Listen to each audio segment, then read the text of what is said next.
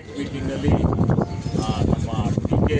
ಶಿವಕುಮಾರ್ ಅವರು ಮುಖ್ಯಮಂತ್ರಿಗಳು ಹೇಳಿದ್ದು, ಹೋಗಿ ಹೊಲದಲ್ಲಿ ನೀವೆಲ್ಲ ಕಾಣಿಸ್ಕೋಬೇಕು, ಇಲ್ಲೇನಾರ ಬೆಂಗಳೂರಿನಲ್ಲಿ ಯಾರೋ ಕಂಡು ಸಿಗ್ತಿರಲ್ಲ ಅಂತ ನಾನು ಸೇರಿದ್ದೇನೆ. ಅದರಿಂದ ಹೋಗಬೇಕು. ಇದು ಭಾಳ ನಮ್ಮ ಈ ಇದರಲ್ಲಿ ನಾವು ಅದಕ್ಕೆ ಗಮನ ಕೊಡೋಕ್ಕಾಗಿಲ್ಲ. ನಾವು ಹೆಚ್ಚಿನ ಗಮನ ಕೊಡಬೇಕು. ನಾವು ಹೋಗಿ ಹೊಲದಲ್ಲಿ ಆ ರೈತನ ಕಷ್ಟವನ್ನು ಕೇಳ್ತಕ್ಕಂಥದ್ದು ಆಗಬೇಕು ಅಂತಕ್ಕಂಥದ್ದು, ಅದಕ್ಕೋಸ್ಕರ ನಾವು ಬಂದಿದ್ದೇವೆ. ಅದಕ್ಕೋಸ್ಕರ ಇವತ್ತು ಸಂಭ್ರಮ ಅಲ್ಲ, ಆದರೂ ನೀವೆಲ್ಲ ಇದ್ದೀರಿ. ನಿಮ್ಮ ಅಭಿಮಾನಕ್ಕೆ ನಾವು ಮಾತಾಡಲೇಬೇಕು, ಅದಕ್ಕೋಸ್ಕರ ಮಾತನಾಡಿದ್ದೀವಿ. ಮುಂದೆ ರಾಜಕಾರಣನ ಒಳ್ಳೆ ರೀತಿಯಲ್ಲಿ ತಗೊಂಡೋಗೋಣ. ಜಿಲ್ಲೆ ಭಾಳ ರಾಜಕಾರಣದಲ್ಲಿ ಭಾಳ ಶ್ರೇಷ್ಠವಾದ ಜಿಲ್ಲೆ ಅಂತೇಳಿ ಇಡೀ ಕರ್ನಾಟಕ ರಾಜ್ಯ ಅಲ್ಲ, ಭಾರತ ದೇಶಕ್ಕೆ ಗೊತ್ತು. ಅಂಥ ಜಿಲ್ಲೆ ಒಳಗೆ ನಾವು ಇವತ್ತು ಲೋಕಸಭಾ ಸದಸ್ಯರು ಎಲ್ಲ ಸೇರಿ, ನಮ್ಮ ಪಕ್ಷದ ಎಲ್ಲ ಹಿರಿಯ ಮುಖಂಡರು ನಾವೆಲ್ಲ ಸೇರಿ ನಿಮ್ಮ ಗೌರವವನ್ನು, ಹಾಸನ ಜಿಲ್ಲೆಯ ರಾಜಕೀಯದ ಕೀರ್ತಿಯನ್ನು ಹೆಚ್ಚಿಸ್ತಕ್ಕಂಥ ನಿಟ್ಟಿನಲ್ಲಿ ಪ್ರಾಮಾಣಿಕವಾಗಿರ್ತಕ್ಕಂಥ ಪ್ರಯತ್ನವನ್ನು ಮಾಡ್ತೇವೆ ಅಂತಕ್ಕಂಥ ಮಾತನ್ನು, ಆಶ್ವಾಸನೆಯನ್ನು ಕೊಡ್ತಾ, ಮತ್ತು ಈ ಜಿಲ್ಲೆಯ ಅಭಿವೃದ್ಧಿಗೂ ಹೋರಾಟವನ್ನು ಮಾಡಿ ಈ ಜಿಲ್ಲೆಗೆ ನೆನಗುದಿ ಬಿದ್ದಿರ್ತಕ್ಕಂಥ ಕಾರ್ಯಕ್ರಮಗಳನ್ನು ಆಯೋಜನೆ ತರ್ತಕ್ಕಂಥದ್ದು, ಶಕ್ತಿ ಮೀರಿ ನಮ್ಮ ರಾಜ್ಯ ಸರ್ಕಾರದಿಂದ ಏನಾಗಬೇಕು ಅದನ್ನು ಹೋರಾಟವನ್ನು ಮಾಡಿ ಆ ಜಿಲ್ಲೆಯ ಕೆಲವು ಸಮಸ್ಯೆಗಳನ್ನು ಬಗೆಹರಿಸ್ತಕ್ಕಂಥ ನಿಟ್ಟಿನಲ್ಲೂ ಪ್ರಾಮಾಣಿಕ ಪ್ರಯತ್ನವನ್ನು ಮಾಡೋಣ. ಅದನ್ನೆಲ್ಲ ನಾವು ಹೇಳ್ತೇವೆ ಮುಂದಿನ ದಿವಸಗಳಲ್ಲಿ ಇರ್ತಕ್ಕಂಥ ಮಾತನ್ನು ಹೇಳಿ. ಈಗ ಯಾರೂ ಹೆಚ್ಚೊತ್ತು ಎಲ್ಲರೂ ಮಾತಾಡಲ್ಲ ಅಂತ ಇದು ಮಾಡ್ಕೋಬೇಡಿ. ನಮ್ಮ ಜಿಲ್ಲಾ ಆಡಳಿತ ಇವತ್ತು ಸಜ್ಜಾಗಿ ಈ ಬರವೀಕ್ಷಣೆಗೋಸ್ಕರ ಮತ್ತು ಆಧಾರಪೂರ್ವಕವಾಗಿ ನಮ್ಮನ್ನು ವಿಮಾನದಿಂದ ಕರೆದಿದ್ದಾರೆ.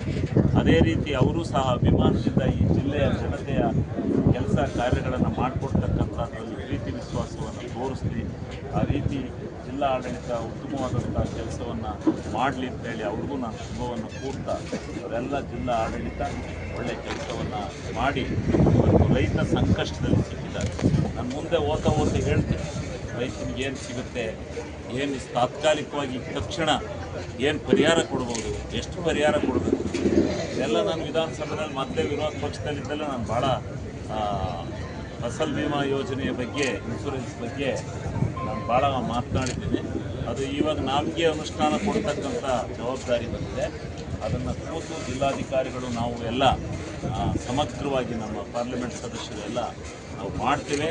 ಈ ಜಿಲ್ಲೆಯ ಜನಕ್ಕೆ ಕೋಟ್ಯಾಂತರ ಹಣವನ್ನು ಕೊಡಿಸ್ತಕ್ಕಂಥ ಕೆಲಸವನ್ನು ನಾವು ಪ್ರಾಮಾಣಿಕವಾಗಿ ಮಾಡ್ತೇವೆ ಅಂತಕ್ಕಂಥ ಮಾತನ್ನು ಹೇಳಿ, ನಿಮಗೆ ಪರಿಹಾರ ಇವತ್ತೇನು ಬೆಳೆ ಪರಿಹಾರ ದಿಂದ ವಂಚಿತರಾಗಿದ್ದೀರಿ, ಅದನ್ನು ಕೊಡಿಸ್ತಕ್ಕಂಥ ನಿಟ್ಟಿನಲ್ಲಿ ಪ್ರಾಮಾಣಿಕ ಪ್ರಯತ್ನವನ್ನು ಮಾಡ್ತೇವೆ. ಬೆಳೆ ಪರಿಹಾರ ಇನ್ಶೂರೆನ್ಸನ್ನು ಕೊಡಿಸ್ತಕ್ಕಂಥದ್ರಲ್ಲಿ ಪ್ರಾಮಾಣಿಕ ಪ್ರಯತ್ನ ಮಾಡ್ತೇವೆ. ಅದಾದ ಮೇಲೆ NDRF ಗೈಡ್ಲೈನ್ಸ್ ಪ್ರಕಾರ ಕೇಂದ್ರ ಸರ್ಕಾರದ ಸಹಾಯಾರ್ಥದಿಂದ ಬರ್ತಕ್ಕಂಥ ಹಣವನ್ನು, ನಮ್ಮ ಈ ರಿಪೋರ್ಟ್ ಭಾಳ ಮುಖ್ಯ, ಅದಕ್ಕೋಸ್ಕರ ನಾವು ಹೊಲದಲ್ಲೇ ನಾವೇ ಬರ್ತಾಯಿದ್ದೀವಿ. ಅಧಿಕಾರಿಗಳು ಹೇಳಿದರು ತಂದುಕೊಟ್ರು ಅಂತೇಳಿ ಅಲ್ಲೇನೋ ಚರ್ಚೆ ಆಗೋದು ಬೇಡ ಡೆಲ್ಲಿ. ಅದಕ್ಕೋಸ್ಕರ ನಾವೇ ಸ್ವಯಾರ್ಜಿತವಾಗಿ ಫೋಟೋಗಳನ್ನ ತಗೊಂಡೋಗಿ ಕೊಡ್ತಾಯಿದ್ವಿ, ಡಾಕ್ಯುಮೆಂಟ್ಸ್. ಅದನ್ನು ಕೊಟ್ಟು ಅಲ್ಲಿಂದ ಬರ್ತಕ್ಕಂಥ ಹಣವನ್ನು ಅತಿ ಶೀಘ್ರದಲ್ಲಿ ರೈತರಿಗೆ ಕೊಟ್ಟು, ಅವರಿಗೆ ಏನು ಪೂರಾ ಅವರ ಇದನ್ನು ತುಂಬಿಕೊಡ್ಲಿಕ್ಕಾಗದೇ ಇದ್ರೂ ತಾತ್ಕಾಲಿಕವಾದ್ದು, ಮತ್ತು ಒಂದು ಏನು ಮೆಕ್ಕೆಜೋಳದ ನುಸಿ ಬಿಳಿ ಸುಳಿ ರೋಗ ಬಂದಿದೆ, ಅದು ನಮಗೆ ನಿಜವಾಗ್ಲೂ ಒಂದು ಆಘಾತ ತಂದಿದೆ.